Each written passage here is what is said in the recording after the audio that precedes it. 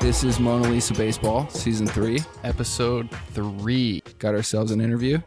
Now, is it true that you have rejected the name of Anonymous 6 or A6? I just can't do BIP. We'll just see Anonymous 6. Okay, at this point, you are Anonymous 6. Congratulations. Thank you. Okay, so the reason why I'm interviewing you today is you are Mona Lisa Baseball's executive producer. Is that true? That is correct. Is it also true that we have administered you with a truth serum so that you have to tell the truth today? 100% true. Okay, so we can really get to the heart of the matter here. That warms my heart. Yeah. Gives me confidence. Okay, so I'm just going to ask you a series of questions and we'll see where it goes. Do you miss watching baseball on AstroTurf? Definitely not.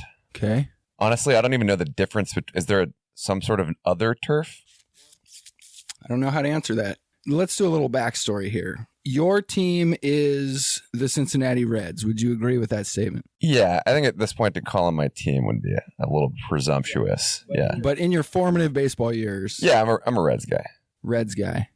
And you grew up without naming specific cities. How would you describe where you grew up? Yeah, I mean, middle of farmland, south central Ohio. Okay. Hour from Kentucky, hour from West Virginia, hour from Pennsylvania, hour from Columbus, and an hour from Indiana. That might be a stretch. But Okay, so I played on a softball team with you. We've played catch. You clearly know how to throw a ball. To me, you are a baseball guy. We're going to find out a lot more about that today. Yeah. How did you get started in baseball? And kind of the traditional story. Go all the way back. No question, catch with dad. Got my first glove. I'm a lefty, but I throw right-handed. And I distinctly remember as a very young person, my grandpa trying to buy me my first baseball glove, and he bought me a right-handed glove. What would you do with it? Held on to it for years and never used it. Okay, so was your first professional game at Riverfront? Yes. How old do you think you were? Under 5. Do you remember who they played?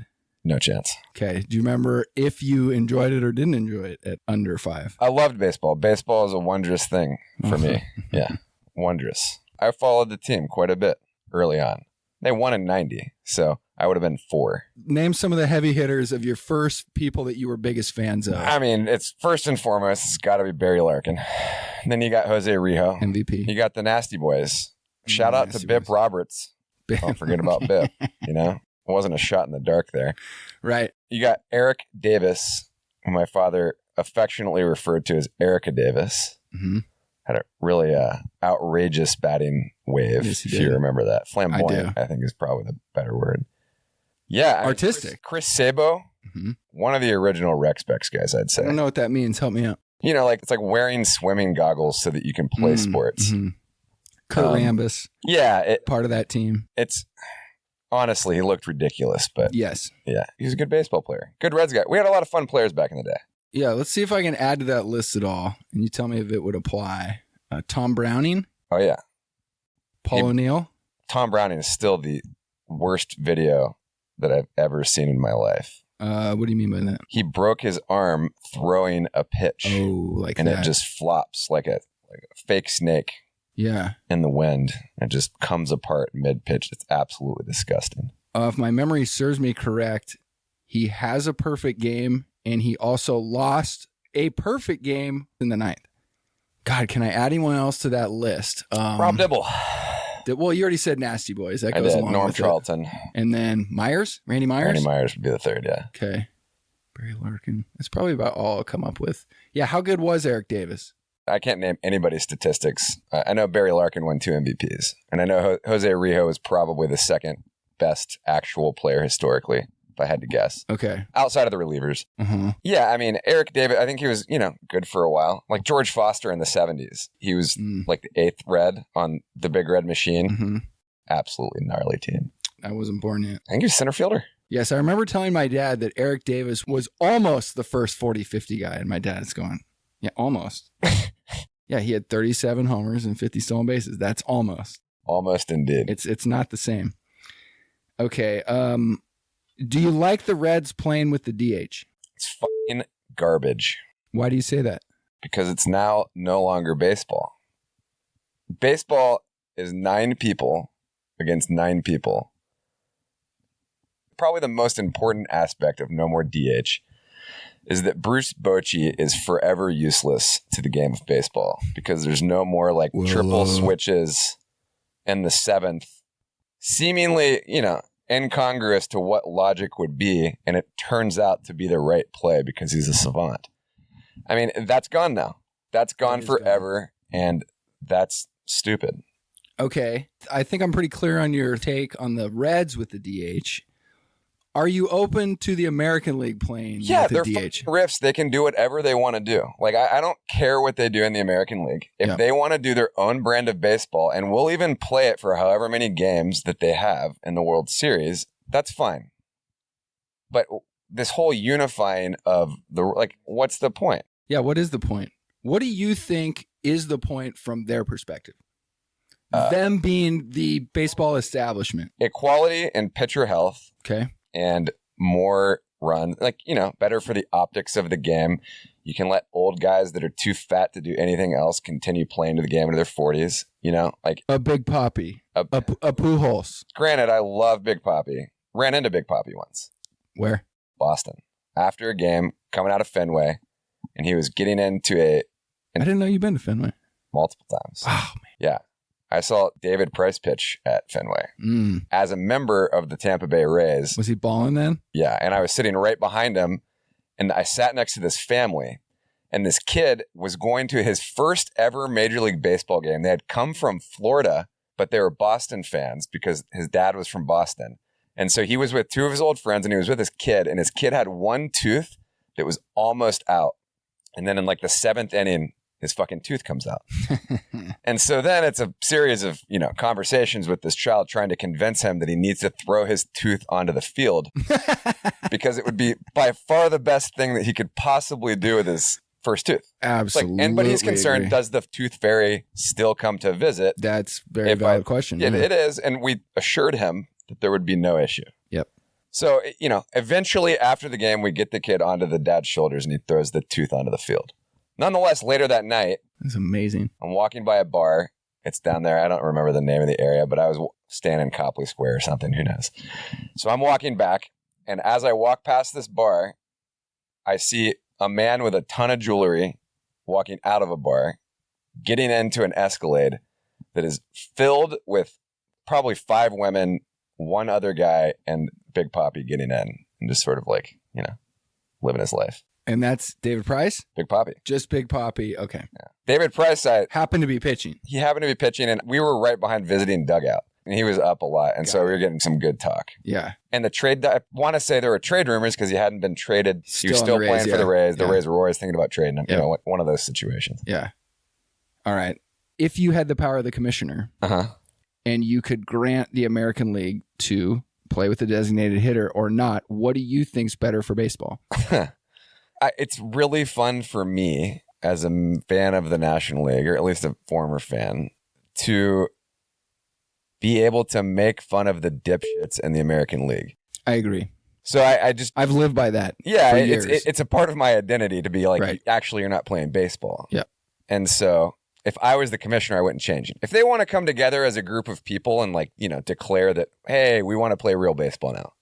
Okay. All the owners. Yeah. They can do that. Okay. I'm fully in line with your response. I don't like telling people what to do. Yeah. If they want to be idiots, then let them be idiots. Mm-hmm. And that includes the National League or not? No. Yeah. No, that's more of a, touchy word. I'm not going to even say the word. Consent comes to mind. I'll tell you that much. Consent. They didn't have my consent as a fan. Yeah. No one asked me either. Yeah. It was very disappointing. How far would you say was Riverfront from the house you grew up in by car? I can tell you pretty much exactly. 1 hour and 35 minutes on average. That was like for me with Candlestick, very close. Okay, well then I feel this next question is justified according to you. And remember, this is someone who's had the truth serum. Yep. Who is the Athletic King of Cincinnati? This could be any sport. So I'm going through football, and the Bengals were the Bungles long time for the entirety of my childhood. The fucking Bengals had last year. And even right now, the Bengals this year in the playoffs, a guy that went to my alma mater, the University of Texas, pushed a guy that was 3 yards out of bounds to give them 15 more yards to kick a field goal to end their season. And that is classic Bengals territory. Is it?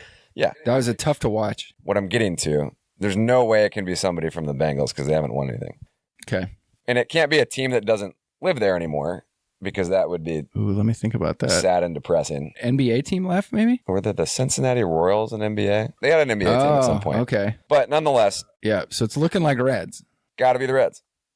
And I'd love to nominate Marge Schott. But Athletic King. Yeah. She was famous for not all the best reasons. That was the thing that finally ended her tenure as the Reds owner. Yeah. That finally ended it. And so it was just a joyful moment for Reds fans when she said something too stupid to come back from. Yeah. But okay, it's Johnny Bench. Yep. Okay. You know what's funny is I don't get the luxury of knowing how great Barry Larkin was, but at my precocious age of him winning MVPs, it was really hard for me to understand what an MVP was outside of the big numbers. You know, like a Dustin Pedroya type that, you know, you can win an MVP with 85 RBIs and 18 homers. But Barry didn't put up as big numbers as other people winning MVPs in that era. Fair enough. He was slick. Exactly. But that was a big part of his game, was defense. All in Barry. I got a story for you about how much I was all in Barry. Let's hear it. I had a Ken Griffey rookie card, and my brother had a Ken Griffey Sr. or Ken Griffey Jr.? Jr. My brother Just clarifying. had a crumpled up Barry Larkin card. And I, as the younger brother that was a dipshit, made that trade. I'm sure at the time it was an easy trade for you. Unquestionable. And then afterwards, I just saw him laugh immediately, and I knew that I'd fucked up. So yeah, Johnny Bench. That's a guy I wish I could have seen play. They have a statue of him outside, like the Reds have the Hall of Fame thing there now. Yeah. And outside of there is a life-size bronze statue that includes a 2-scale replica of his hands, and it doesn't seem like it can possibly be real. They're so 4 times the volume, and volume is the only word I can use to describe what his hands were, because they weren't just like longer or wider. It's the whole deal. One finger was 3 times the volume of my own finger, and I have pretty large hands. You know, I'm not trumping it over here. I'm gonna guess then that the statue is him catching, not hitting. Or neither. Is he posing? I feel like it's a pose. Avant-garde. They're a real work of art. Okay, so let's say your first Reds game was maybe early 90s. Is that fair? No, I think I got to a Reds game before they won a series. At least that's the story my father told me. So late 80s. But as far as your own memories, probably about early 90s? Yeah, I vaguely confabulated that I saw them winning in 1990. And were you roughly going to 1 or more games a year? Oh, easily. Easily. Yeah, 5 plus. Okay. And that's about where I was as a Giants fan. So what's the difference from Riverfront, we'll say of the 90s, and Riverfront of something more recent, where I know they've done some renovations? Well, it's not a renovation. They tore it down. So Riverfront current is Riverfront 2. It's not it's Great American Ballpark. Which I got to say has a better name. You know, the Giants continued changing the name of their stadium with whatever tech whore is giving them money at whatever time. And that's stupid. Not my favorite. Yeah. And I think Great American is named after an insurance company, if I had to guess. Yeah. Great American Insurance, you know, whatever. So great. But at least it doesn't sound like it's sponsored necessarily at first glance. Yeah. So that is something. And it was designed after Camden, right? So Camden. I didn't know that. Yeah. First open air ballpark, that one in Baltimore. It really changed how ballparks are designed in the modern era, where, you know, there's more of like a market feel is almost the way I say it. Like it does improve baseball as an experience to some extent until they start, you know, putting in Victoria's Secret story or like whatever the hell it is they do. Interesting. I think that's a reference to the Cowboys. Dallas, but okay. Yeah, I like it. The new stadium is awesome. The one downside is you can no longer hit a home run into the river. Because back in Old Riverfront? Old Riverfront, you could send a ball into the river if you were a monster. Okay. They have old home plate still marked. It's outside of the current stadium. Okay. So yeah, it's just too far now. I think that I've seen multiple upper deckers from the big 3 of the 90s in the new ballpark. The new stadium, Great American, is the same general area? They just knocked one down and built it next door, basically, like Comiskey or so something they were like actually that? building it while the old one. They played the last season in Riverfront while the other one was happening, and then in order to finish the new one, they had to blow up the old one. Yeah, essentially. I see. To finish it off. Yeah. Okay. Was there anything for someone that grew up watching in the 80s and 90s and seeing all of the Cincinnati, St. Louis, Pittsburgh, all those stadiums to me appeared to be roughly the same, Philly.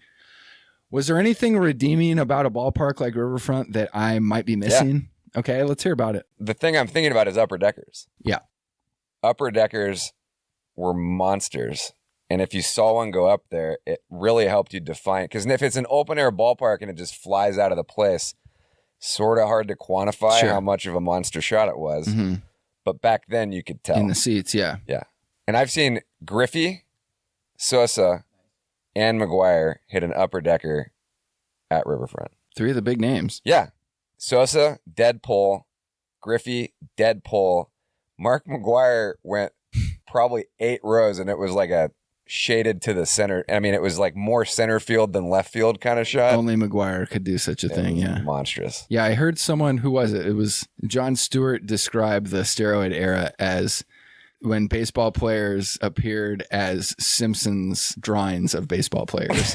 And I thought that was really cool. McGwire fits that in an amazing way. Yeah, absolutely. Does not look human. Yeah. He does not look human. Great in a pair of Oakleys, too, so that helps. Good call, yeah. And when you see McGwire's old highlights of the late 80s, you can see he absolutely has the body to throw 80 pounds of muscle on because he's just so thick and big bone, but skinny.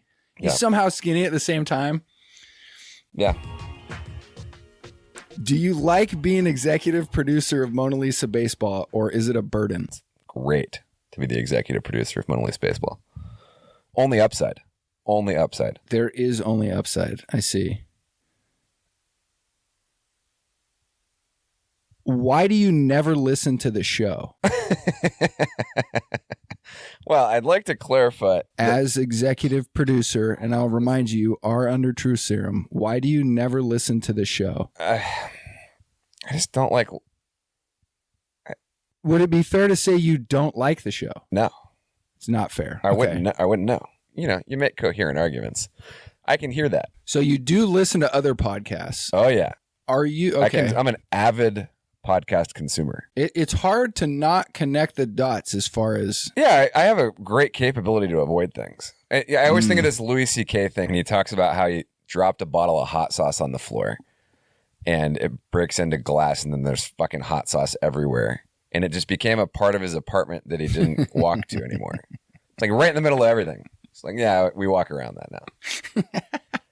And so that capability for avoidance is something that I lied to you many times and said that I was going to listen to an episode. Did you hear any... No, my full episode was last season. Oh, which one did you hear? The A's game. Or the A's game. Yeah. Okay. Now, I was told by my producer that immediately following us, what's the term, dropping the A's game episode on the public, we promptly lost 20% of our audience.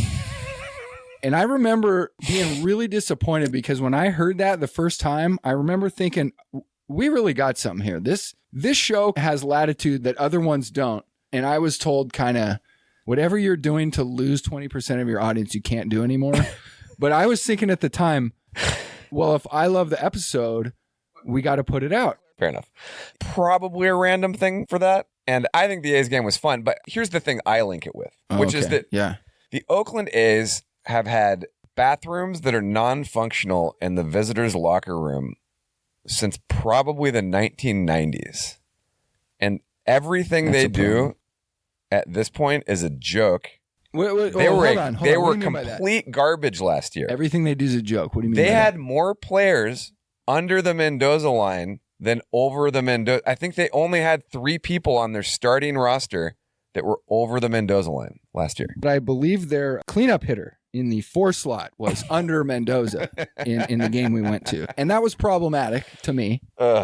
So why do you think that is? Why do you think their, say organization is... They want a new stadium. Where? Anywhere. Wherever they can get it? They probably would want it in Oakland, but I don't think Oakland's going to flex. And are they going to become the Las Vegas A's? I don't think they want to necessarily declare that yet, but I think it sounds like all the wheels are in motion. Yeah.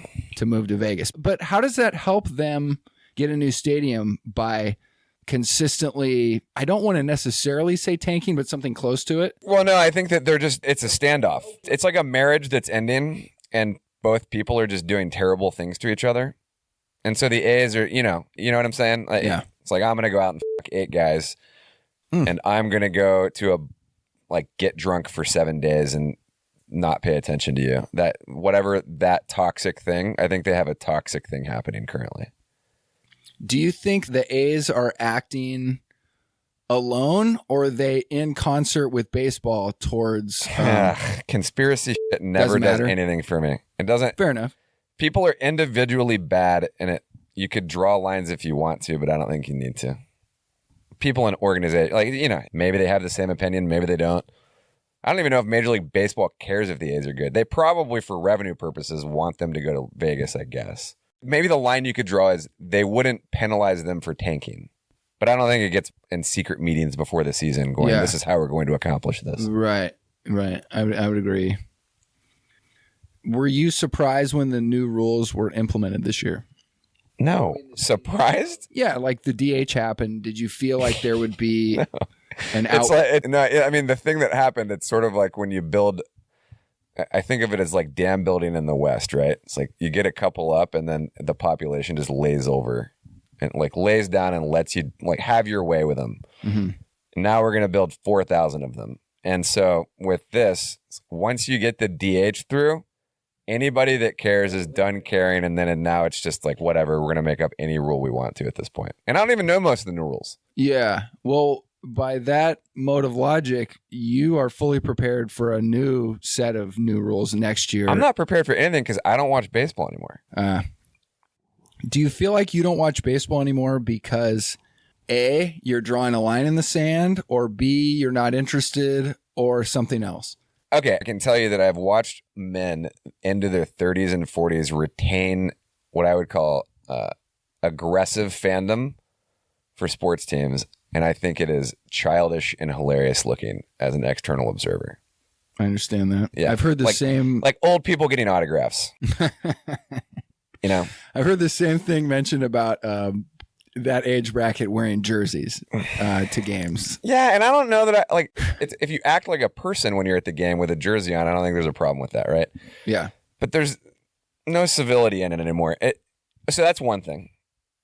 I've lost interest naturally as the game has changed. The marketing. I think of going. I went to Levi's Stadium for Which one's this? First ever Niners game. Niners. Yeah, we went to the Santa Clara Niners. Yeah, we went to their stadium. It's really nice. They didn't consider the sun angle at all, so everyone was sunburned by the second quarter. And also, the Niners have this thing where they, after a first down, everybody grunts, like a primordial human. Mm-hmm. They decided they were going to take that and brand it as the Yahoo Yodel. Oh, I recall that. Yeah, and the Yahoo Yodel is Brutal. only the Yahoo noise. It's nothing. It's Yahoo. So they didn't even make a new thing. They just decided to repurpose the Yahoo Yodel and try and replace... With first downs? Yes. And they played it on the screen and they tried to get people to do it. And Niners fans aren't super compliant. So it didn't last. It didn't happen, but that I felt like I was being marketed, and I don't want to be one of those people that complains about getting pumped with advertising and marketing. It's the world we live in.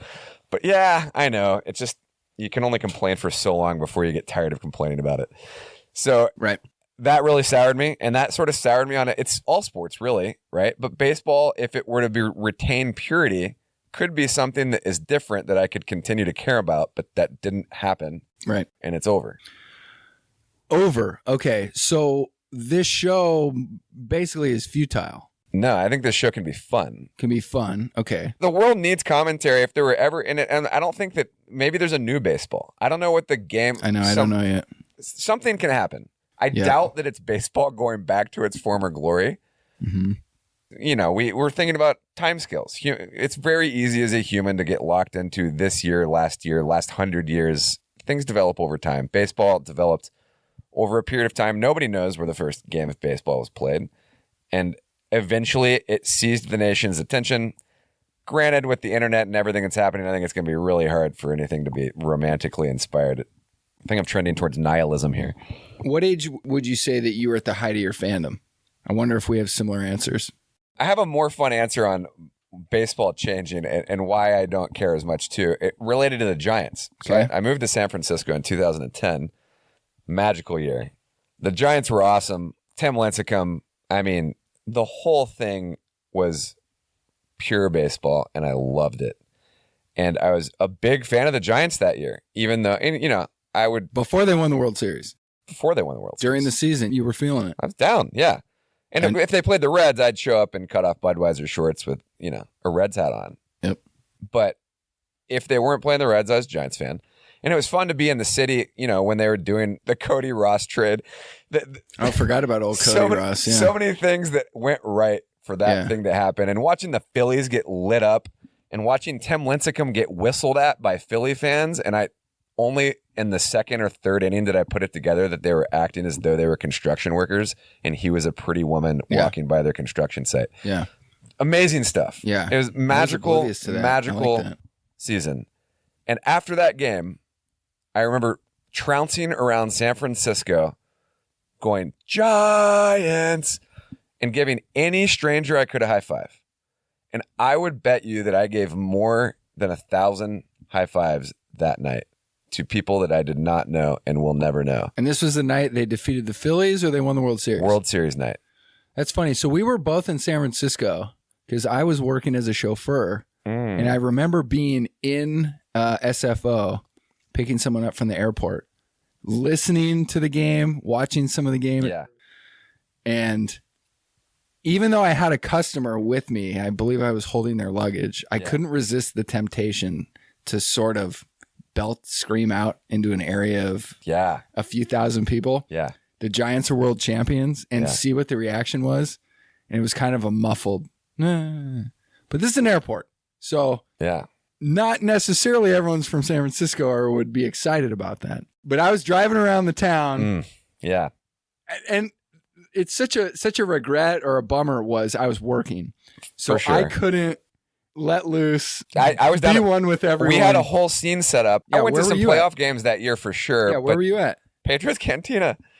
The whole corner of the bar was locked down for every game of the World Series. The bartenders knew us. Like it was reserved essentially. And the chants, people on tables, every player had their own unique chant. Giants fans were amped. They were so hungry for a championship. Yeah. Because they hadn't had one since they came from Brooklyn. Yeah. And so then I got to watch that happen. I had your first year in San Francisco. First year in San Francisco. And then they go again in 2012. Welcome to the city. 2012, I think, is the year that they played the Reds when the Reds were sort of good and the Reds went up 2-0 and then Homer Bailey. I believe that the Giants played the Cardinals. Yeah, they did play the Cardinals, but they played the Reds first. And the NLDS in 2010, they played the Phillies. And Roy Halladay and the whole scene and got lit up. That was awesome. Yeah, great. And 2012, Joey Votto, there were some things happening in Cincy, and it looked like it could be a year where they could make a run. And they went up 2-0. Cueto hurts himself. Game one. When he was on the Reds? On the Reds. He hurts himself in game one. And, it's just like, well, shit. Our top guy's out now. Yeah. But they went up 2-0. There was an error. Oh, Scott Roland. It was a classic Dusty Baker operation where Dusty Baker wasn't starting Todd Frazier, who was the better rookie. And instead, he was sticking with Roland at third base for his defense. Dusty Baker was a Reds manager? Yeah, in 2012. And so Dusty Baker's managing. Scott Roland's playing third. Actually, Todd Frazier should be playing third. But Scott Roland is a Hall of Famer. I don't give a shit. I'm going to stop saying He shouldn't have been playing. And he was playing for his defense and leadership. And then he committed an error, which turned into a run, ties it at 1-1, and they lose in the 10th. That's my memory. That's definitely a too bad. I mean. And then you go to game 5. And I remember being back at Pedro's, and it was like a 10 a.m.er. I think Matt Cain was pitching for the Giants, and I don't remember who was. I just remember a grand slam in the 7th. Oh, Buster. That was a special moment. Without Air out of the following room the for Giants that much, yeah. I had bets with friends. I was after 2 games, and I was at game 1 and again cut off Budweiser shorts with their Reds hat, fairly short. I would stirring shit up at AT&T on game 1, and they won, and I was just not hard to picture. Loving it. You know, I unfortunately went to a Giants-Reds game with you where I think the Reds won either 10-0 or 10-1, and with Bronson Arroyo was pitching. Bronson Arroyo was pitching. It was not, I don't recall enjoying unhittable sitting next to you. Unhittable I think we were in Bronson center field, Arroyo. and you saw its stupid left leg come out every pitch. No one could hit it. Oh, man. Pretty disappointing. Man, the Buster Posey home run or grand slam, I forgot about that. That kind of confirms it. If you can feel the pain as a Reds fan of receiving it versus the elation of... I feel like it was 3-3, and then all of a sudden it was 7-3. I don't mean... Well, we went ballistic, and you wouldn't forget the hurt that the Giants did. No, stomach sinking. That was the last time my stomach sank for the Reds. And so here's the thing that I'll tell you. So you were still a Reds guy. Getting back to the original point, I was still a Reds guy at that time. It actually hurt. Even though you'd celebrated a Giants World Series 2 years before.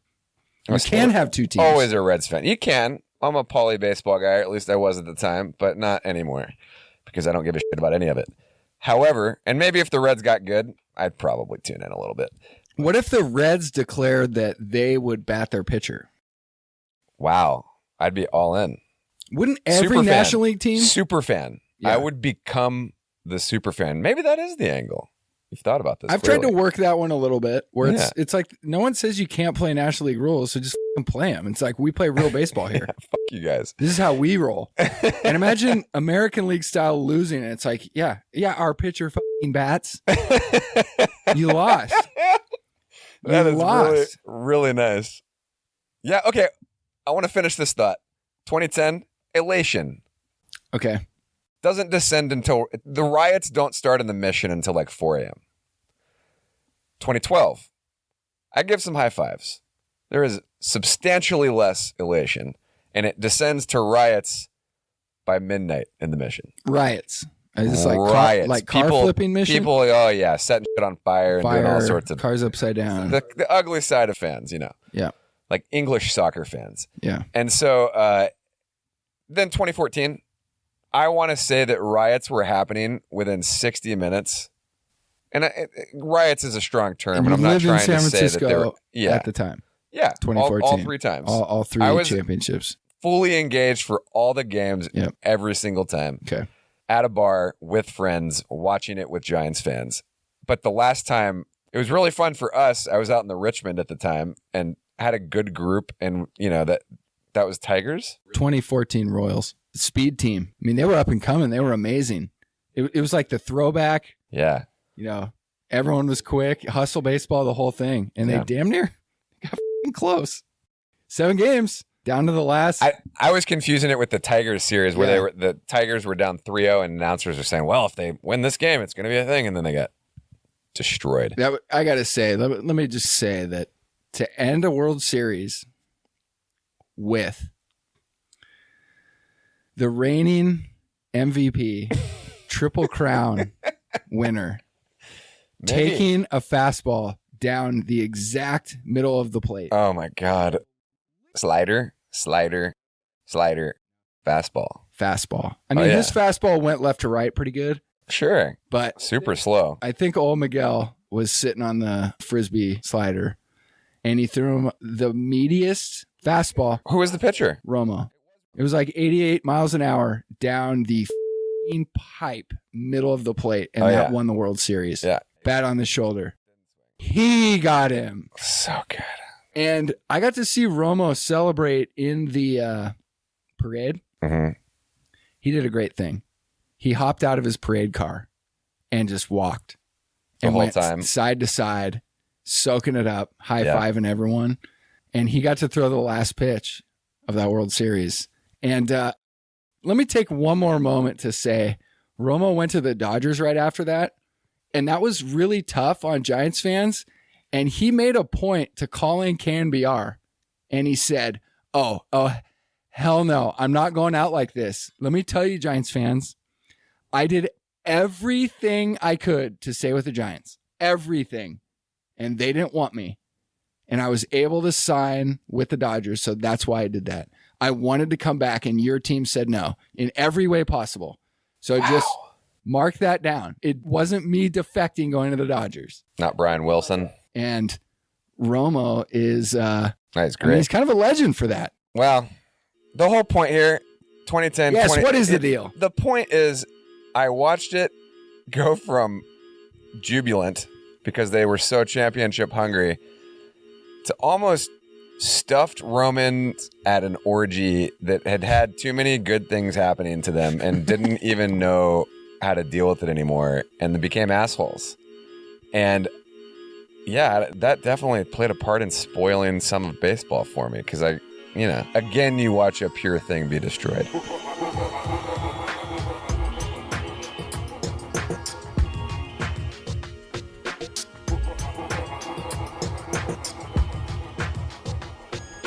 Good start.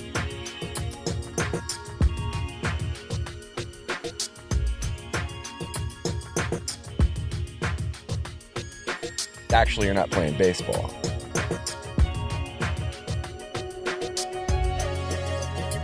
Well, if I love the episode, we got to put it out.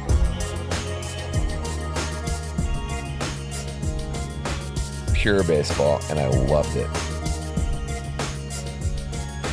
He does not look human.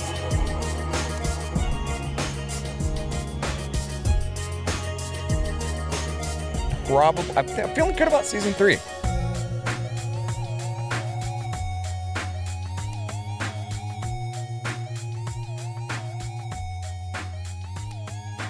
We really got something here. This show has latitude that other ones don't. Baseball, if it were to retain purity, could be something that is different that I could continue to care about, but that didn't happen, and it's over.